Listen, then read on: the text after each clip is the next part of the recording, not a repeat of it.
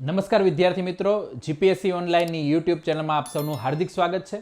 મિત્રો, આજના સેશનમાં આપણે વાત કરવાના છીએ બહુમતીના પ્રકારો, ટાઈપ્સ ઓફ મેજોરિટી.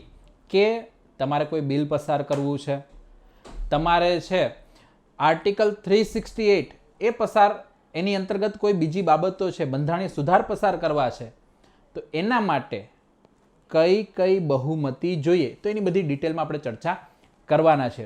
તો મિત્રો, પહેલાં ખાસ ધ્યાન રાખજો કે જીપીએસસી ઓનલાઈન એમની એપ્લિકેશન અંતર્ગત હાલમાં ઘણા બધા કોર્સ છે, ઉપલબ્ધ છે. જે મિત્રો હજી એક્ઝામિનેશન એમની પ્રિપરેશન સ્ટાર્ટ કરી જ રહ્યા છે, તો એમના માટે જનરલ કોર્સ ઉપલબ્ધ છે, જેની અંતર્ગત દરેક સબ્જેક્ટ છે આવરી લેવામાં આવ્યા છે. જે મિત્રોએ છે એકવાર તૈયારી કરી લીધી છે, પણ હવે એ થોડીક આગળ પડતી તૈયારી કરવા ઈચ્છી રહ્યા છે, તો એમના માટે ધ્યેય જીપીએસસી કોર્સ ઉપલબ્ધ છે. જે આવનારી એક્ઝામિનેશન છે, કોન્સ્ટેબલ છે, પીએસઆઈ છે, તો એમના માટેના પણ વેરિયસ કોર્સ છે એ ઉપલબ્ધ છે. તો તમે તમારી તૈયારી છે આ કોર્સ દ્વારા કરી શકો છો. અને એમના હેલ્પલાઇન નંબર છે એ પણ અહીંયા આપવામાં આવેલા છે. જો તમને એપ્લિકેશનને લઈને કોઈ પ્રશ્નો હોય, એમને સબસ્ક્રાઇબ કરવા માટેના કોઈ પ્રશ્ન હોય, તો તમે આ હેલ્પલાઇનનો ઉપયોગ કરી શકો છો. તો ત્યાર પછીની વાત આપણે જોઈએ મિત્રો. ત્યાર પછી ઈ વિદ્યાલય પબ્લિકેશન, તો એની અંતર્ગત આપણે અત્યારે જીપીએસસી ક્લાસ 1-2 માટે ટોપર્સ નોટ છે એ રાખેલી છે, જેમાં આધુનિક ભારતનો ઇતિહાસ, પ્રાચીન અને મધ્યકાલીન ભારતનો ઇતિહાસ, બંધારણ અને રાજવ્યવસ્થા, સાંસ્કૃતિક વારસો, વિજ્ઞાન અને ટેકનોલોજી અને ભૌતિક ભૂગોળ. તો આ બધા જે સબ્જેક્ટ છે એમની જે ક્લાસ નોટ છે એ આપણે અહીંયા રાખેલી છે, જે તમને રિવિઝન કરવા માટે ખૂબ જ ઉપયોગી થશે. આ સિવાય જે ક્લાસ 3ની તૈયારી કરી રહ્યા છે અથવા ચાલુ કરવા માગે છે, તો એમના માટે ઓલ ઇન વન બુક રાખેલી છે, કે જેમાં હાલમાં જેટલી પણ એક્ઝામિનેશન લેવાઈ ગઈ છે, તો એમના જે બધા પેપર્સ છે, પ્રીવિયસ યર્સના પેપર્સ, તો એમને ટોપિક વાઇઝ છે અહીંયા ડિસ્ટ્રીબ્યુટ કરવામાં આવ્યા છે. તો મિત્રો, આ બધી બાબતો હતી પબ્લિકેશનની. તો હવે આપણે આપણા ટોપિક છે એના તરફ આપણે આગળ વધીએ. તો ટોપિક છે બહુમતીના પ્રકારો. તો ખાસ કરીને આપણે અહીંયા 4 પ્રકારો છે એ જોવાના છે, બહુમતીના છે એ. એમાં પહેલો આવશે સામાન્ય બહુમતી, ત્યાર પછી આવે છે એબ્સોલ્યુટ મેજોરિટી એટલે કે પૂર્ણ બહુમતી, ત્યાર પછી અસરકારક બહુમતી એટલે કે ઇફેક્ટિવ મેજોરિટી, અને ચોથી આવે છે વિશેષ બહુમતી એટલે કે સ્પેશિયલ મેજોરિટી. હવે જો આ દરેક જે બહુમતી છે એનો ઉપયોગ અલગ અલગ જગ્યાએ વિધેયકો પસાર કરવામાં, અલગ અલગ જગ્યાએ ઠરાવો પસાર કરવામાં, આર્ટિકલ 368 એમાં ઉપયોગ થાય છે. માની લો કે કોઈ બંધારણીય સંસ્થા છે, તો એમાં અધ્યક્ષ છે એમને હટાવવા માટે, હાઈકોર્ટ, સુપ્રીમ કોર્ટ એમના ન્યાયાધીશોને હટાવવા માટે, રાષ્ટ્રપતિને હટાવવા માટે જે મહાભિયોગ છે, તો એના માટે અલગ અલગ બહુમતીઓનો ઉપયોગ થતો હોય છે. તો આપણે એ બહુમતી છે એમની ડિટેલમાં ચર્ચા કરવાની છે. તો સૌપ્રથમ આપણે વાત કરીશું સામાન્ય બહુમતી છે એમની. તો સિમ્પલ મેજોરિટી છે એની અંતર્ગત આખી પ્રોસિજર શું આવે તો એ આપણે જોઈએ. તો ખાસ ધ્યાન રાખજો પહેલાં કે સામાન્યપણે વિધાનસભા અને સંસદમાં છે એનો બહોળા પ્રમાણમાં ઉપયોગ કરવામાં આવતો હોય છે. તો અહીંયા ધ્યાન રાખજો કે જ્યારે બંધારણમાં માની લો કે કોઈ સ્પષ્ટ ઉલ્લેખ ન હોય, કે કોઈ સ્પષ્ટ બહુમતીનો ઉલ્લેખ કે ઉપયોગ બતાવેલ ન હોય, તો એ દરેક જગ્યાએ સામાન્ય બહુમતીનો ઉપયોગ કરવામાં આવે છે. એટલે માની લો કે કોઈ પ્રોસિજર પૂર્ણ કરવામાં છે, કોઈ કયા પ્રકારની બહુમતી છે એનો ઉલ્લેખ ના થયો હોય, તો ત્યાં આપણે સામાન્ય બહુમતી છે એનો ઉપયોગ કરતા હોઈએ છીએ. તો આ બાબત ધ્યાનમાં રાખવાની છે. બીજું કે અન્ય બહુમતીઓ છે એનો ઉલ્લેખ બંધારણમાં દર્શાવવો જરૂરી છે. માની લો કે વિશિષ્ટ બહુમતીથી વિધેયક પસાર કરવાનું છે, તો એ બંધારણમાં દર્શાવેલ હશે કે ભાઈ આ પ્રકારની મેજોરિટીથી આ પ્રકારનું બિલ આ રીતે પસાર થશે. પણ જો આવો કોઈ ઉલ્લેખ થયેલો ના હોય, તો પછી સામાન્ય બહુમતીથી એ પસાર કરવું પડે. હવે ખાસ ધ્યાન રાખજો કે આની જરૂરિયાત. તો જરૂરિયાત ખાસ કરીને જે સામાન્ય વિધેયકો અને જે ફાઇનાન્સ બિલ છે, ઓકે, ફાઇનાન્સ બિલ છે, નાણાકીય વિધેયકો ત્યાં કરવામાં આવતી હોય છે. એટલે કે અહીંયા માત્ર ને માત્ર સામાન્ય જે બહુમત છે એનાથી આ જનરલ બિલ અને જે ફાઇનાન્શિયલ બિલ છે એ પસાર કરવામાં આવતા હોય છે. હવે અવિશ્વાસ પ્રસ્તાવ પસાર કરવો છે તો એના માટે પણ સામાન્ય બહુમતીની જરૂર પડતી હોય છે. ત્યાર પછી રાષ્ટ્રપતિના ભાષણ માટે જે ધન્યવાદ પ્રસ્તાવ છે એને પસાર કરવા માટે સામાન્ય બહુમતીની જરૂર છે. નિંદા પ્રસ્તાવ છે, મોકૂફી દરખાસ્ત છે એટલે કે એડજર્નમેન્ટ મોશન, તો એને પસાર કરવા માટે સામાન્ય બહુમતની જરૂર હોય છે. અધ્યક્ષ, ઉપાધ્યક્ષ, સભાપતિ, ઉપરાષ્ટ્રપતિ એટલે કે એમની જે ચૂંટણી છે ઉપસભાપતિ, તો એ બધાની ચૂંટણીમાં આ પ્રકારનો ઉપયોગ થતો હોય છે. ક્લિયર? અહીંયા આપણે ઉપસભાપતિ આવશે કે ઉપસભાપતિની ચૂંટણી, તો ત્યાં આ વસ્તુનો ઉપયોગ થાય છે. પછી રાજ્યમાં જ્યારે રાષ્ટ્રપતિ શાસન એમને જ્યારે સંસદની મંજૂરી આપી હોય, માની લો કે કોઈ રાજ્યમાં પ્રેસિડેન્ટ રૂલ લાગુ કરવામાં આવ્યો છે તો ત્યાં સંસદની મંજૂરી આપી હોય તો ત્યાં પણ સામાન્ય બહુમતીની જરૂર પડશે. હવે આપણે ક્યારના સામાન્ય બહુમતીની વાત કરીએ છીએ, પણ એકચ્યુઅલી સામાન્ય બહુમતીમાં આવે શું, તો એ ધ્યાન રાખજો કે સામાન્ય બહુમતીમાં હું તમને બહુ સરળ ઉદાહરણથી સમજાવું. માની લો કે લોકસભા છે, લોકસભાની અંદર છે 543 લોકો, માની લો આપણે 2 એંગ્લો ઇન્ડિયન કાઉન્ટ નથી કરીએ, કુલ સીટ કેટલી છે? 543 સીટો છે. હવે 543 સીટો છે એમાંથી કોઈ વિધેયક પસાર કરવા માટે એ દિવસે માત્ર 530 લોકો હાજર રહ્યા છે. ઓકે, 530 લોકો હાજર રહ્યા છે. હવે એ 530 લોકોમાંથી પણ માત્ર ને માત્ર 500 લોકો છે એ શું કરે છે? એ મત આપે છે. આ લોકો હાજર રહ્યા અને આટલા લોકોએ મત આપ્યો, એટલે હાજર અને મત આપનારા લોકોની સંખ્યા કેટલી થઈ? 500. ઓકે, તો ધ્યાન રાખજો કે હવે જે મેજોરિટી ગણવાની છે એ હાજર અને મત આપનાર એટલે કે 500 છે એની ગણવાની છે. એટલે કે 500 છે એના 50% પ્લસ 1, તો કેટલા થશે? 251. જો 251 લોકો ફેવરમાં વોટિંગ કરે જે તે વિધેયક છે અથવા જે તે બાબતો છે એમાં, તો એ પછી પસાર થશે. તો તમારે આ ધ્યાનમાં રાખવાનું છે. આ મેજોરિટી ધ્યાનમાં નથી રાખવાની, અથવા આ જે સંખ્યા છે એ તમારે ધ્યાનમાં નથી રાખવાની. સંખ્યા કઈ ધ્યાનમાં રાખવાની છે? આ 500 કે જેટલા હાજર છે અને મત આપે છે એના પછી 50% પ્લસ 1 આપણે ધ્યાનમાં રાખીશું. તો આને કહેવાશે સામાન્ય બહુમત. ઓકે, તો મને લાગે છે તમને આ બેઝિક કન્સેપ્ટ છે ખ્યાલ આવી ગયો હશે. ત્યાર પછી બીજી જે બહુમતી છે એની આપણે ચર્ચા કરીશું. બીજી છે એબ્સોલ્યુટ મેજોરિટી એટલે કે પૂર્ણ બહુમતી. હવે જો પૂર્ણ બહુમતી છે એમાં ખાસ ધ્યાન રાખજો કે જે કુલ સદસ્યો છે એના 50% કરતાં વધારે બહુમતી હોવી જોઈએ. અહીંયા આ ધ્યાન રાખવાનું છે, કુલ સદસ્યો, હાજર અને મતદાન કરનારા એ રીતે નહીં, જે ગૃહ છે એની જે સભ્ય સંખ્યા છે, કુલ સભ્ય સંખ્યા છે એના 50% કરતાં વધારે બહુમતી હોવી જોઈએ. જેમ કે તમે લોકસભાની વાત કરો, 545 આપણે સંખ્યા લઈએ તો પૂર્ણ બહુમત કેટલું થશે? 273 થશે. આ તમારે ધ્યાનમાં રાખવાનું છે. 543 લો તો પછી અહીંયા 272 થશે. ક્લિયર? આ બાબત આપણે ધ્યાનમાં રાખવાની છે.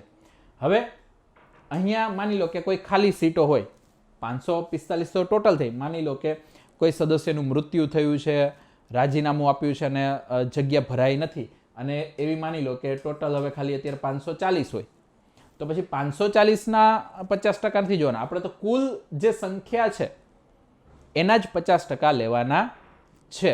એટલે કે ખાલી સીટોનો કોઈ પ્રભાવ અહીંયા બહુમત પર પડતો નથી.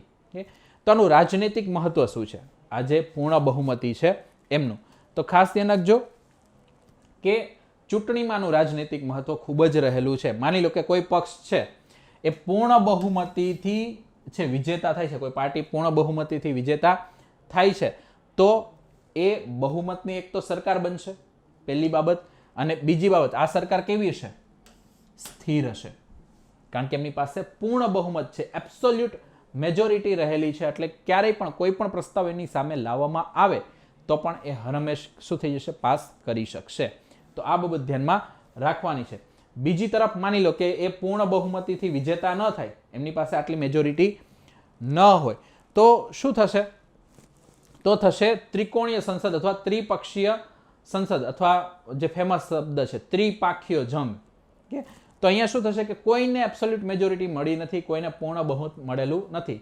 માની લો 3 પાર્ટી હોય, ત્રણેયને છે એ 30, 32, 35% એ પ્રકારે છે સીટો મળેલી હોય અને કોઈને બહુમત થતું ના હોય તો એને કહેવાય ત્રિપાખીય જંગ અથવા ત્રિકોણીય સંસદ. તો અહીંયા પછી શું થશે? Hung parliament. કે આ કેવું બનશે? હંગ પાર્લિયામેન્ટ એવી રચના થશે. તો આનો પછી ઉપાય એ જ થાય કે તમારે ફરીથી ચૂંટણી કરાવવી પડે. કે તો આ બાબત તમારે ધ્યાનમાં રાખવાની હતી. જે એબ્સોલ્યુટ મેજોરિટી છે એમાં પૂર્ણ બહુમત છે એમાં. ત્યાર પછી જો વાત કરીએ તો ત્યાર પછીની જે બહુમતી છે એ છે અસરકારક બહુમતી. હવે અસરકારક બહુમતી એટલે કે ઇફેક્ટિવ મેજોરિટી. ધ્યાન રાખો, ઇફેક્ટિવ મેજોરિટી. ધ્યાન રાખો, ઇફેક્ટિવ મેજોરિટીમાં શું આવશે? તો એમાં તમારે જોવી પડશે ઇફેક્ટિવ સંખ્યા અથવા ઇફેક્ટિવ નંબર્સ. અસરકારક સંખ્યા એટલે શું? તો ધ્યાન રાખો કે ગૃહની જે કુલ સંખ્યા છે એમાંથી ખાલી સીટો છે એ બાદ કરવામાં આવે એટલે તમને અસરકારક સંખ્યા મળે. આપણે એક્ઝામ્પલ થ્રુ જોઈએ. માની લો કે રાજ્યસભા છે એમાં 245 સંખ્યા છે. 245 સંખ્યા છે એમાંથી ખાલી સીટો છે એ કેટલી છે? 20. હવે ખાલી સીટો એટલે કઈ? કે માની લો કે રેઝિગ્નેશન આપેલ છે, મૃત્યુ થઈ ગયેલ છે અને સીટો ખાલી પડેલી છે. ક્લિયર? તો ખાલી સીટો 20 છે. તો અસરકારક સંખ્યા કેટલી થશે? એ થશે 245 માંથી 20 બાદ કરીએ એટલે આપણને મળે 225. ઓકે, ડન છે. તો એ તમારે ધ્યાનમાં રાખવાનું છે. તો હવે આ 225 સંખ્યા છે એના 50% પ્લસ 1 કરીએ એટલે કે અસરકારક બહુમતી કેટલી થશે? આના 50% પ્લસ 1 એટલે કે 113. મેથ્સ આવડે છે ને? 225 ના 50% પ્લસ 1 કરો એટલે આટલી સંખ્યા તમને મળે. તો આ તમારે ધ્યાનમાં રાખવાનું છે. હવે ધ્યાન રાખજો કે ગૃહની અસરકારક સંખ્યાના 50% કરતાં વધારે તમારે બહુમતીની જરૂર અહીંયા પડે છે ઇફેક્ટિવ મેજોરિટીથી પાસ કરાવવું હોય ત્યારે. તો ધ્યાન રાખજો કે ખાલી સીટોની સંખ્યા બદલાતા બહુમતી શું થઈ જાય છે? અહીંયા બદલાઈ જાય છે. હવે તમે માની લો કે અહીંયા ખાલી સીટોની સંખ્યા 20ની જગ્યાએ હું શું કરી દઉં? 45 કરી દઉં. તો 245 માંથી 45 બાદ થાય એટલે કેટલી સંખ્યા વધે? 200. તો અહીંયા 200 ના 50% પ્લસ 1 કેટલી થશે? 101. તો અહીંયા બહુમતી તરત બદલાઈ જશે. એટલે ખાલી સીટો બદલાશે એટલે ઇફેક્ટિવ મેજોરિટી શું થઈ જાય છે? બદલાઈ જાય છે. આટલી બાબત મિત્રો તમારે ધ્યાનમાં રાખવાની છે. તો અનુચ્છેદ 67(6) એમાં ધ્યાન રાખજો રાજ્યસભા છે એના ઉપરાષ્ટ્રપતિને હટાવવા હોય. ઓકે, એટલે આમ સભાપતિ ગણી લો અથવા આપણા ઉપરાષ્ટ્રપતિ ગણી લો તો એને હટાવવા છે. રાજ્યસભા છે એમાં ઉપસભાપતિને હટાવવાની બાબત છે. ત્યાર પછી લોકસભાના અધ્યક્ષ કે ઉપાધ્યક્ષને હટાવવા છે તો એના માટે તમારે આ પ્રકારની મેજોરિટીની જરૂર પડશે. ઓકે, તો મને લાગે છે તમને આ બધી વસ્તુ ખ્યાલ આવી ગઈ હશે. ઓકે, ડન છે. તો અત્યાર સુધી આપણે વાત કરી છે સામાન્ય બહુમત છે એમની, ત્યાર પછી પૂર્ણ બહુમતની અને અસરકારક બહુમત છે એમની. હવે એક બહુમત આવશે વિશેષ બહુમત. હવે વિશેષ બહુમતમાં પાછા અલગ અલગ પ્રકાર છે. કે વિશેષ બહુમતમાં અલગ અલગ પ્રકાર છે. તો આપણે બે પ્રકારોની આપણે ચર્ચા કરવાના છે. તો ધ્યાન રાખજો વિશેષ બહુમત છે એમાં જેમ કે અનુચ્છેદ 368 અંતર્ગત બહુમતી. તો ધ્યાન રાખજો કે અનુચ્છેદ 368 અંતર્ગત છે તમારે વિશેષ બહુમતીથી કોઈ બંધારણીય સુધાર પસાર કરવું હોય તો એના માટે એક પ્રોસિજર આવે. જેમ કે તમે સંસદના બેમાંથી કોઈ પણ ગૃહમાં છે આ લાવી શકો છો. બીજું કે લોકસભા કે રાજ્યસભામાં તમે આ વસ્તુ લાવ્યા, ત્યાર પછી કે બંને ગૃહ દ્વારા આ વસ્તુ પસાર થવી જોઈએ. એવું નહીં કે ખાલી લોકસભા દ્વારા પસાર થાય કે રાજ્યસભા દ્વારા, બંને ગૃહ દ્વારા પસાર થવું જોઈએ. તો પસાર થવા માટે હવે ધ્યાન રાખો કેટલી મેજોરિટી જોશે? હાજર અને મતદાન કરનાર એની 2/3 મેજોરિટી જોશે. આ પહેલી શરત. હાજર અને મતદાન કરનારની 2/3 બહુમતી. બીજી શરત, ગૃહના જે કુલ સભ્યો છે એનું બહુમત, એટલે આપણે હમણાં વાત કરીને એબ્સોલ્યુટ મેજોરિટી, એટલે એ પણ જોશે, ગૃહના કુલ સભ્યોનું બહુમત. એટલે 2 શરતો અહીંયા પૂર્ણ થવી જોઈએ, ત્યારે આ પ્રકારની વિશેષ બહુમતી છે એ થશે. તો જો માની લો કે રાજ્યસભામાં આવું કોઈ આપણે બિલ લાવીએ છીએ, ત્યાં સંખ્યા છે 245, એમાંથી માની લ્યો હાજર કેટલા છે 230, 15 લોકો બહાર ગયા છે, આવી શક્યા નથી. હવે એમાંથી મતદાન કેટલા કરે છે 210, 20 લોકો એબ્સ્ટેન થઈ જાય છે, એટલે કે મતદાનમાં ભાગ લેતા નથી, એટલે હાજર અને મતદાન કરનારની સંખ્યા 210 થાય છે. તો હવે ધ્યાન રાખો, આમાંથી 210 માંથી 140 લોકો છે, 140 લોકો છે વોટ કરે, એટલે કે 2/3. કેટલા થયા 140, આના 2/3. તો પહેલી શરત પૂરી થઈ ગઈ. પહેલી શરત શું થઈ? હાજર અને મતદાન કરનારના 2/3. આ શરત આપણી પૂરી થઈ ગઈ, એટલે ફિક્સ 140 લોકોએ ફેવરમાં મતદાન કર્યું. ક્લિયર? તો અહીંયા બંને શરતોનું પાલન થાય છે. જરૂરી મત છે કેટલા હોવા જોઈએ? 122 કરતાં વધારે. બંને શરતો ક્યારે પૂરી થાય? 122 કરતાં છે એ તમારે મત કેટલા રાખવા પડે? વધારે રાખવા પડે. જેમ કે 245ના 50% કરતાં વધારે મત તમારે રાખવા જ પડે. એટલે 245ના 50% કરતાં વધારે એટલે કેટલા? 122. ક્લિયર? આ તમારે ધ્યાનમાં રાખવાનું છે. 2 શરત પૂર્ણ થવી જરૂરી. 2 માંથી 1 શરત પૂર્ણ નહીં થાય એટલે એ બિલ ત્યાં અટકી જશે, એ બાબત ત્યાં અટકી જશે. ઓકે, તો આ તમારે ધ્યાનમાં રાખવાનું છે. હવે માની લો કે લોકસભાની વાત કરીએ. લોકસભામાં બિલ જાય છે, તે 545 સંખ્યા છે. હાજર લોકો માની લો કે 500 છે, 45 લોકો ગેરહાજર છે. હવે એમાંથી મતદાન છે એ 310 લોકો જ કરે છે. તમે જો ખાલી મતદાન કેટલા કરે છે? 310 લોકો જ કરે છે. ક્લિયર? પક્ષમાં મતદાન કેટલું થયું? 260. પક્ષમાં કેટલું થાય છે? 260. એટલે કે માની લ્યો કે આના 2/3 છે એ થઈ ગયું, એટલે પહેલી શરત પૂરી થઈ ગઈ. પક્ષમાં મત કેટલા પડ્યા? 260. પહેલી શરત પૂરી. પણ હવે બીજી શરત એ જોવી પડશે ને કે 50% કરતાં વધારે છે મત મળ્યા કે નહીં. હવે 545ના 50% કરતાં વધારે કરો એટલે કેટલા થઈ? 273. 273 વોટ મળ્યા? નથી મળ્યા. ક્લિયર? તો જો પ્રથમ શરત પૂર્ણ થઈ, પણ બીજી શરત કેવી થઈ? અપૂર્ણ. કારણ કે એના માટે જરૂરી કેટલા છે? 273 મત. તો 2/3 તો મત મળ્યા, પણ 273 જેટલા મત થતા નથી. એટલા માટે લોકસભામાં બિલ પસાર નહીં થાય. રાજ્યસભામાં ભલે થઈ ગયું, પણ અહીંયા બિલ પસાર થયું નહીં. તો આ રીતે તમારે જે વિશેષ બહુમતી છે એ તમારે જોવાની રહેતી હોય છે. ક્લિયર છે? હવે ખાસ ધ્યાન રાખો, આ તો વિશેષ બહુમતીની આ પ્રકારે વાત થઈ. હવે આમાં પણ એક સૌથી અઘરી જે બહુમતી અથવા જે સૌથી વધારે સદસ્ય સંખ્યા માગી લે એ પ્રકારની બહુમતીની પણ આપણે ચર્ચા કરી લઈએ. તો ધ્યાન રાખો, એ વિશેષ બહુમતી જ છે. પણ એ વિશેષ બહુમતીમાં ધ્યાન રાખજો કે આપણે થોડીક વાત કરશું. અનુચ્છેદ 61 અંતર્ગત બહુમતી. અનુચ્છેદ 61 અંતર્ગત કઈ બહુમતી જરૂરી છે? રાષ્ટ્રપતિનો મહાભિયોગ.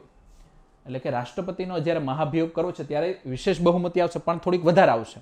આપણે ચર્ચા કરીએ તો ધ્યાન રાખજો. પહેલું આ બહુમતી ક્યાં જરૂર પડશે, અથવા આ પ્રકારનું જે મતદાન છે ક્યાં કરવાનું રહેશે, અથવા આ પ્રકારનો જે ઠરાવ છે, સંકલ્પ છે, ક્યાં લાવવાનો રહેશે? તો બંને ગૃહમાંથી કોઈ પણ ગૃહમાં લાવી શકાય છે. લોકસભામાં તમે લાવી શકો રાષ્ટ્રપતિના મહાભિયોગ માટેની બાબત, અથવા રાજ્યસભા છે ત્યાં પણ લાવી શકો. હવે જ્યારે પણ તમારે આ પ્રકારનો ઠરાવ લાવવો છે તો એના માટે ઓછામાં ઓછા ગૃહના 1/4 એટલે કે 1/4 સદસ્યોનો ટેકો અહીંયા જરૂરી છે. એટલા સદસ્યો છે મિનિમમ ત્યાં હોવા જોઈએ.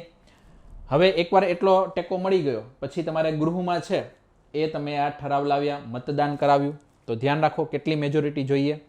તો પસાર થવા માટે છે તમારે ગૃહની કુલ સંખ્યાના 2/3 કરતાં ઓછી ન હોય એટલી બહુમતી જોઈએ. અહીંયા હાજર અને મતદાનની કોઈ વાત જ નથી. કુલ સંખ્યાના 2/3. આ ધ્યાન રાખજો, બીજી કોઈ જગ્યાએ તમને કુલ સંખ્યાના 2/3 બહુમતની વાત નથી કરેલી, પરંતુ અહીંયા વાત કરેલી છે. તો આ બાબત મિત્રો આપણે ખાસ કરીને ધ્યાનમાં રાખીશું. તો જો બંધારણની સૌથી મોટી બહુમતી છે કે બંધારણની તમને સૌથી મોટી બહુમતી આ જોવા મળે છે. જેમ કે લોકસભાની વાત કરો તો ત્યાં 545 સંખ્યા છે. તો એના માટે જરૂરી મતો કેટલા હશે? આના 2/3 કરશો એટલે તમને મળી જશે 364 અથવા એના કરતાં વધારે મત જરૂર પડશે. અને રાજ્યસભા એમાં 245 સંખ્યા છે, તો એમાં જરૂરી મતોની સંખ્યા કેટલી રહેશે? 164 અથવા એના કરતાં વધારે. તો મિત્રો તમે જોઈ શકો છો આટલું બહુમત છે એ હશે. આટલા બહુમતની સંખ્યાથી જો આ ઇમ્પીચમેન્ટ પસાર થાય બંને જગ્યાએ તો જ રાષ્ટ્રપતિને હટાવી શકાય છે. એટલે સૌથી મોટી બહુમતી છે આ આર્ટિકલ 61 છે એના અંતર્ગત. આનાથી વિશેષ ક્યાંય બહુમતી આવતી નથી. તો મિત્રો આપણે અહીંયા સામાન્ય બહુમતીની વાત કરી, પૂર્ણ બહુમતીની વાત કરી, ઇફેક્ટિવ મેજોરિટી અસરકારક બહુમતીની વાત કરી. પછી જે સ્પેશિયલ મેજોરિટી છે એમાં પણ આપણે બે અલગ અલગ પાર્ટ જોયા. તો મને લાગે છે કે હવે જે આ બધી બહુમતી છે એ તમને ખ્યાલ આવી ગઈ છે. અમારો પ્રયત્ન એ જ રહે છે કે તમને ટૂંકા સમયમાં કઈ રીતે આ માઇન્ડ મેપ દ્વારા છે અલગ અલગ મુદ્દાઓ સમજાવી શકાય. તમે પણ જો આવા કોઈ મુદ્દાઓ છે એવા ઈચ્છી રહ્યા છો અથવા તમે વિચારી રહ્યા છો કે ભાઈ આવા મુદ્દા અમને સમજણમાં નથી આવતા, કોઈ એવા મુદ્દાઓ છે તો તમે કોમેન્ટમાં અમને કહી શકો છો. અમે એ મુદ્દાઓને આધારે છે માઇન્ડ મેપ તૈયાર કરીને આખી સમજૂતી તમને આપીશું. તો તમારા સજેશન છે હંમેશા આવકાર્ય છે. તો આ સાથે છે આજનો જે આ લેક્ચર છે એ આપણે સમાપ્ત કરીએ. જય હિન્દ, જય ભારત.